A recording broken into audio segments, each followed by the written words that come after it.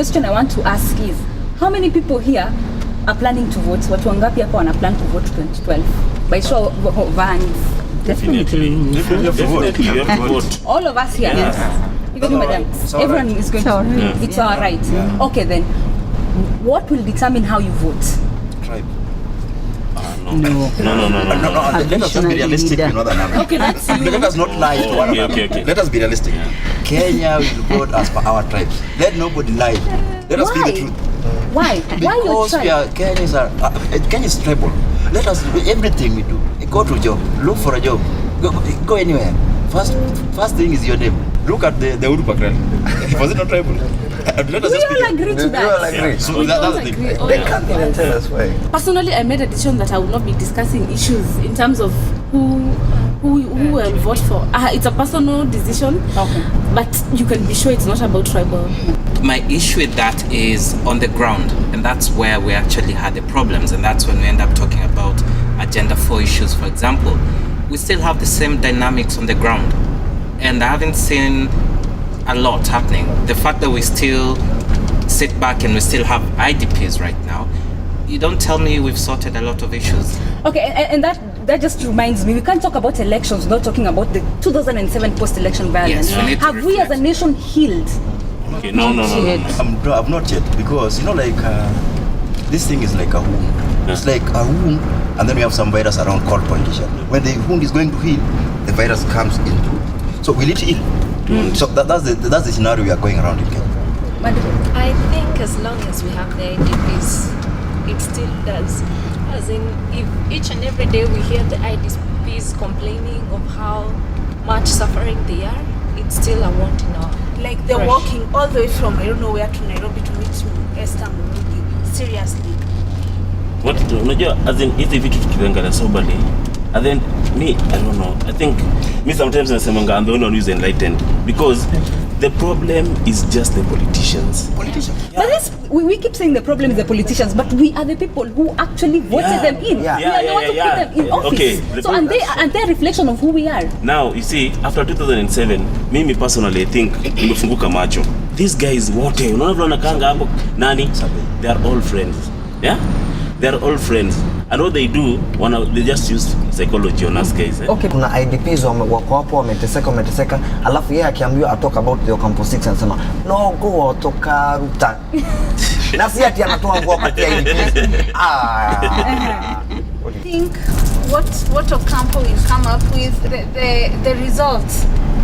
What will happen there? What will be said about these people? The conclusion about them. I think it will also determine how people will vote. We are still very far. Come next year, things will change.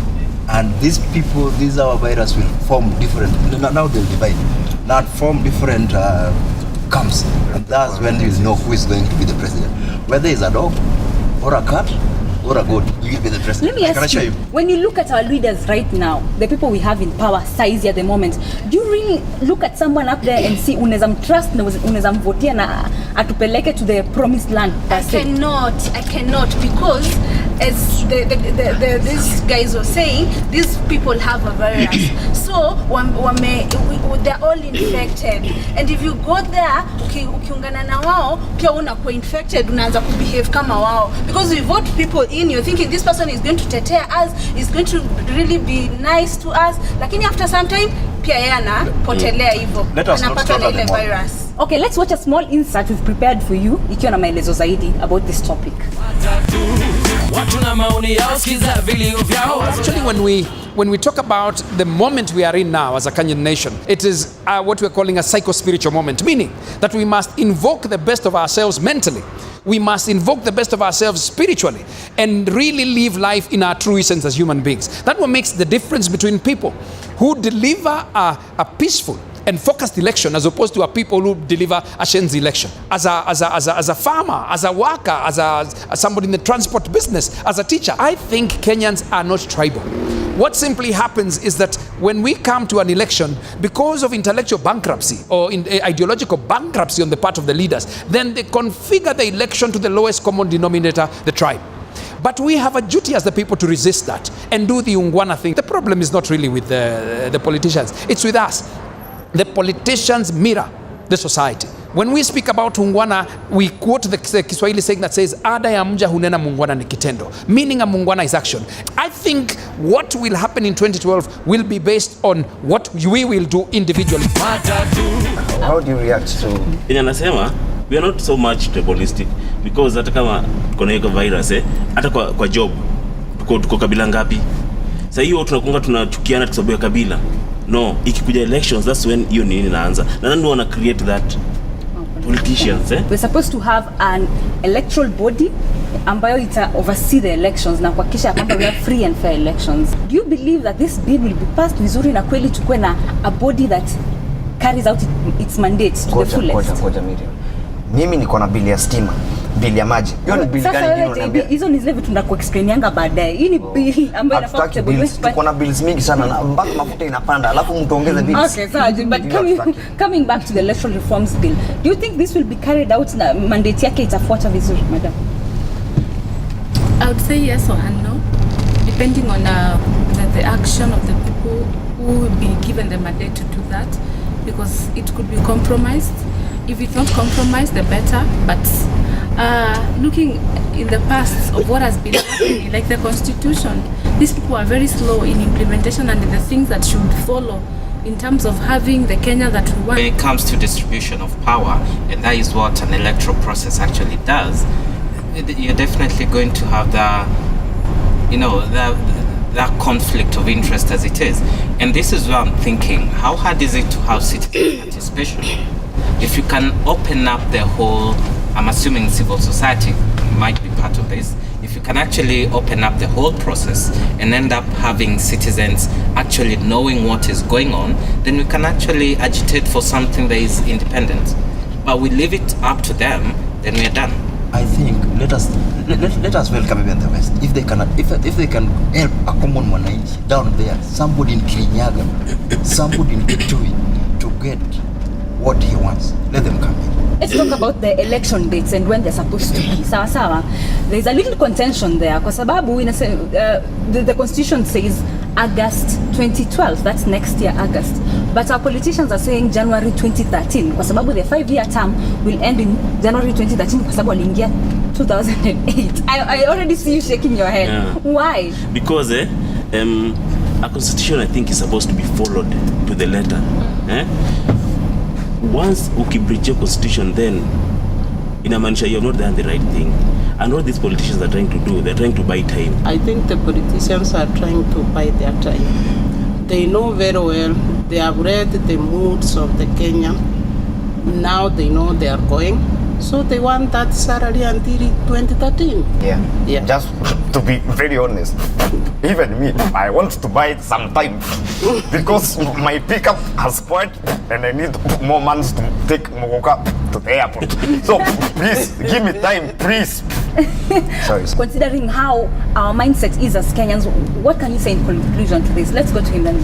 I'm just thinking it will be important to actually, as much as painful as it is, 2007 must be our reflective point, because that, if anything, should bring our nation together, to look outwards and look in the future, because that's where we might go back to. My friend, I've just gone through your paper here. You are a civil society. It's like you work for some democratic thing. Please, can you go and tell your people, come to the let them come out, just like the same politician. Let them look for funds and come out. If they are flying with their choppers up, let civil society also be up. If they have their big vehicles out down, let civil society also be down. Let them civil society tell us what is good and what is wrong. Let us not listen only to politicians. What Wanjiko needs is more education, awareness. We need people to create awareness, because we go to voting when we don't know what we really want.